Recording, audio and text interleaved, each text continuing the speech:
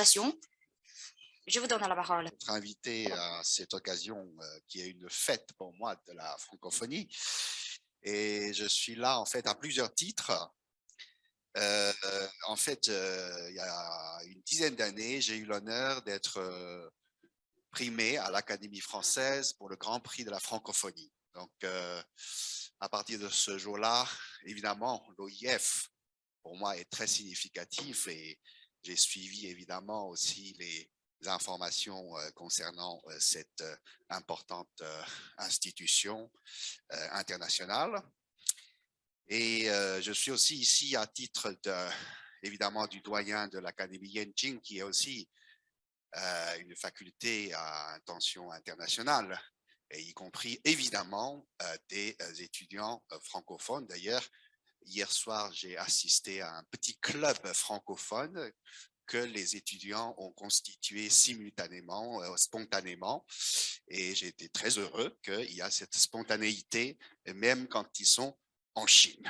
Et enfin, je voudrais aussi dire que je suis ici parce que pour mon amitié pour un ancien ambassadeur de Tunisie qui malheureusement est décédé et qui s'appelle Sabi, et je sais qu'il est un petit peu de l'ancien régime dans votre pays, mais j'étais très ami. Voilà, c'est quelqu'un qui, pour moi, a été très charmant, qui a une personnalité et qui a fait beaucoup d'ailleurs pour la relation entre la Chine et la Tunisie. Donc, je suis vraiment là à plusieurs titres, mais enfin, puisque j'ai l'honneur de prendre la parole, je voudrais d'abord dire que la numérisation est quelque chose de très nouveau, très complexe, et ça touche avant tout, disons, le domaine économique et technologique, mais ça touche aussi un aspect culturel très important. Je me souviens au temps du président François Hollande en France, Monsieur Hollande a proposé une notion de francophonie économique. Je me souviens parce que à l'époque, un de ses conseillers, Jacques Attali, a été chargé de faire des rapports et il a fait un rapport sur la francophonie en Asie et l'impact économique de la francophonie en Asie. Et j'ai eu l'honneur d'être à la tête de cette liste à ce moment-là. C'est pour ça que je suis au courant de cette liste. Mais en même temps, je dois dire que je me suis rendu compte très vite que l'impact économique de la francophonie en Chine et en Asie, eh bien, n'est pas très important. Malheureusement, donc il faut constater. Donc, je crois qu'il y a plusieurs choses à faire. C'est-à-dire à la fois la numérisation fait partie évidemment de la technologie et fait partie aussi de l'économie. Mais aujourd'hui, je vais juste mentionner l'aspect culturel parce que l'aspect culturel est aussi important et en tant que soft power, ça peut aussi être économique. Et ça peut aussi, évidemment, influencer sur les relations qui pourraient s'établir et se renforcer entre nos pays. Alors, je voudrais être très, très bref et très concret. Moi, je pense que le problème de la francophonie en Chine, ce dont on souffre, c'est le peu de la visibilité ou les manques d'informations. On ne connaît pas assez les pays, on ne connaît pas assez l'OIF. Hein.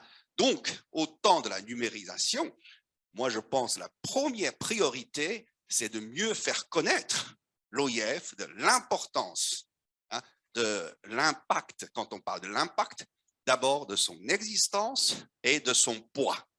Et là, il faut tout simplement faire mieux connaître. Évidemment, il y a la France qui est déjà là pour la francophonie, pour le français. La France peut bénéficier d'une tradition historique, puisque la traduction des philosophes, des littéraires, des écrivains français en Chine, eh bien, ça remonte il y a plus de 100 ans. Mais malheureusement, l'OIF ne bénéficie pas de ça. Donc, il faudrait inventer autre chose, mais en même temps, il faut toujours s'appuyer sur cette présence des professeurs, des traducteurs, des savants, des chercheurs francophones. Alors, je voudrais juste donc insister sur la traduction. Pour être très concret, moi je pense que l'OIF, avec la Chine, peut très bien constituer une institution spécialement consacrée à la traduction des pays membres. C'est-à-dire, j'imagine très bien, il y a un comité international au sein de l'OIF pour choisir, par exemple, les œuvres ou les œuvres d'art ou les œuvres littéraires, etc., d'un pays ou de ce pays membre le plus représentatif et de les faire traduire en chinois, faire connaître, faire répandre justement cette culture très variée de chaque membre, pays membre de la francophonie, et en même temps que ce soit quelque chose de dans les deux sens. C'est-à-dire, on peut très bien imaginer qu'il y a une institution dans les deux côtés, à la fois du côté de la Chine, de faire traduire en français, parce que l'avantage de l'OIF, c'est justement que tant de pays, mais ils ont une langue commune qui est le français. Il suffit de traduire en une seule langue, on n'a pas besoin de traduire en 88 langues, il suffit de traduire en une seule langue.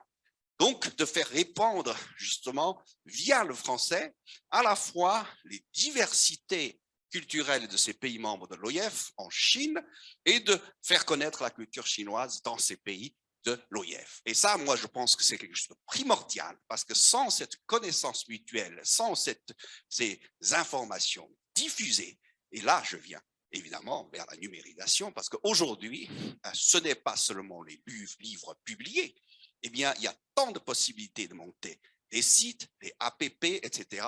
Et moi, je pense que la première priorité de monter un bon APP francophone et bilingue sur OIF. Voilà, je m'arrête là. Je vous remercie.